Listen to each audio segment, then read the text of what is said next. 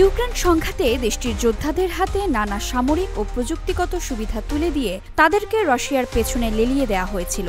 সেই সব প্রযুক্তির একটি হল মার্কিন ধনকুবের ইলন মাস্কের স্টারলিংক ইন্টারনেট। রাশিয়ায় হামলা চালাতে ওই স্যাটেলাইট ইন্টারনেট সিস্টেম ব্যবহার করে ইউক্রেন। 12 দিনের যুদ্ধে ইরানে অন্তর্ঘাত চালাতে ইসরায়েলও ওই স্টারলিংকই ব্যবহার করেছে।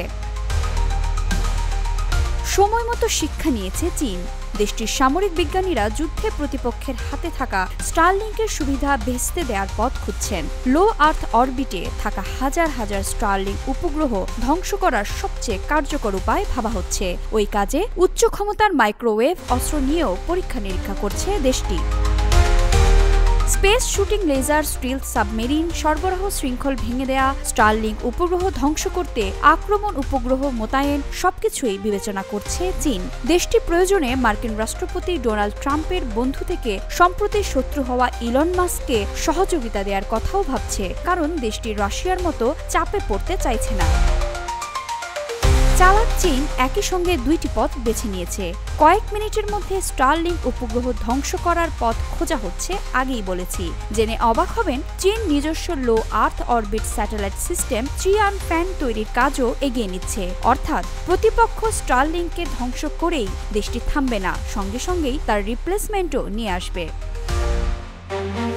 চিয়ানফ্যান বা G60 প্রকল্প নিয়ে চীন কাজ করছে 2023 সাল থেকে। প্রকল্পটির লক্ষ্য হল স্টারলিংকের প্রতিদ্বন্দ্বী হিসেবে 15,000-এরও বেশি low earth orbit wild screen multimedia satellite স্থাপন করা। প্রথম ধাপের স্যাটেলাইট 2024 সালের আগস্টে কক্ষপথে পাঠানো হয়েছিল।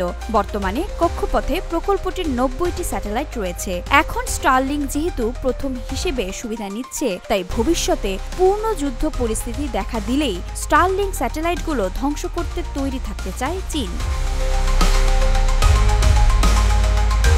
স্টারলিংকের সামরিক ব্যবহার রাশিয়া ইউক্রেন সংঘাতে সবাই দেখেছে। যুদ্ধক্ষেত্রে নিরাপদ যোগাযোগ, তাৎক্ষণিক নির্দেশনা দেয়া, ড্রোন অভিযান এবং সঠিক গোয়েন্দা তথ্য পেতে হলে এমন ইন্টারনেট সিস্টেম হাতে থাকার অনেক সুবিধা। এরই মধ্যে সিস্টেমটিতে 8,000-এরও বেশি উপগ্রহ রয়েছে।